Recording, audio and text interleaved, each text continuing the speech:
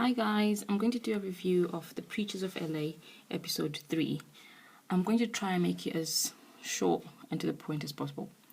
So this week, Maisha, she holds a tea party for the First Ladies and she invited Loretta, which I thought was baffling because Loretta isn't a First Lady.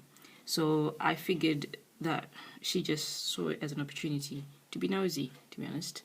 And, well, it turned out to be quite interesting. They did grill her and asked her a few nosy questions, and she seemed defensive. So I was thinking, why did you go? If you're not going to be honest and truthful about what's going on with you and Noah Jones, what's the point? What is the point? Anyway, Maisha and Wayne, they seem to have a genuinely loving relationship. I just hope it stays that way. And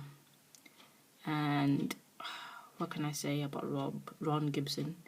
I kind of like the guy. He seems to genuinely have a heart for people in gangs. I prefer him in a suit though, to be honest. Because what he was wearing last week was just a bit much.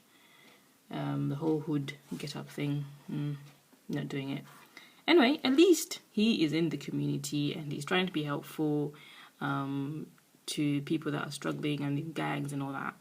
And so I kind of like him, and his wife as well. She seems very loving, genuinely, and not like in a condescending way. So she's kind of nice, and I like the both of them.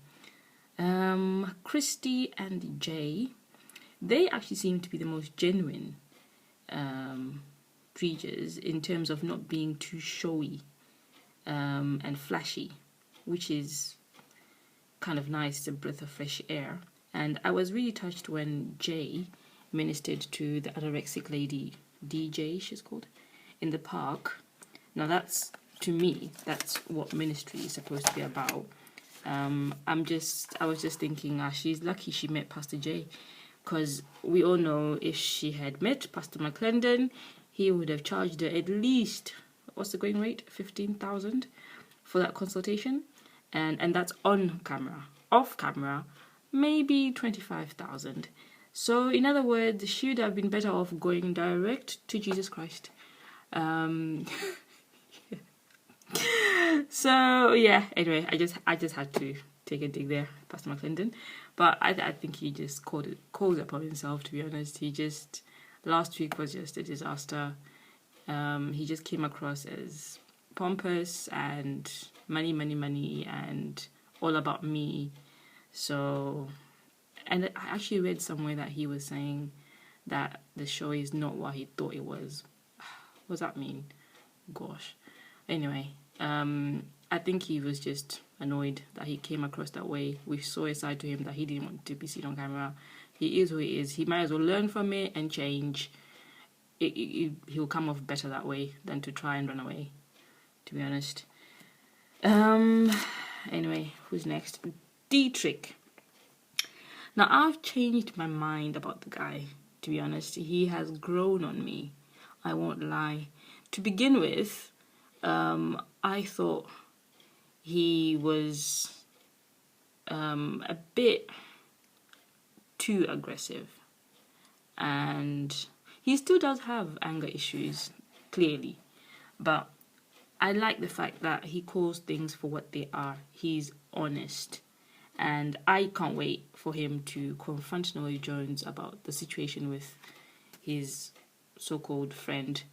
And it's true, we all want to know what is going on. Who is she? Just your friend? Is she a girlfriend? Because she clearly wants to be more. And I think it's awful that Pastor Noah Jones is just keeping her dangling there. And I'm pretty sure he knows that she wants more, but clearly he's just selfish. And I no longer have much respect for him, to be honest, because of what he's doing. And as for Loretta, I think she just needs to have some self-respect.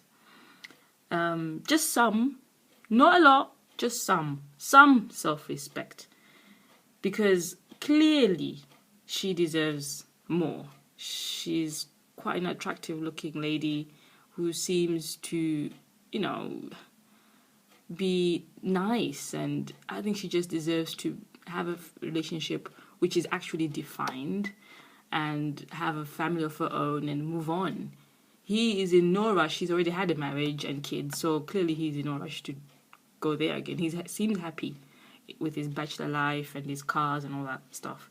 So I just think she should get some self-respect and keep it moving, or just give an ultimatum: you're gonna marry me or I'm out. And that's it. That's what I think she should do.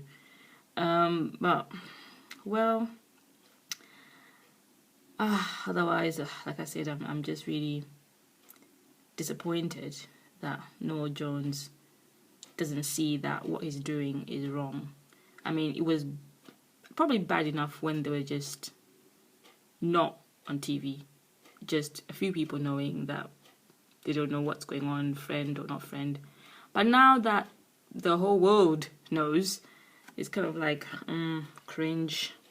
It's a bit embarrassing. So she should just get on with her life and just leave him to it and move on, period.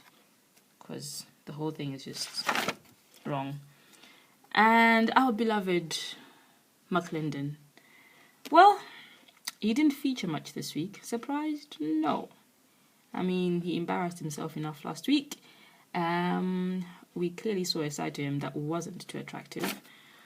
So I would have advised him that, you know what, instead of being defensive, you'd rather just be a man and just say, look, I was wrong and I have to work on these areas clearly, and I'm a man, make mistakes and let's move on.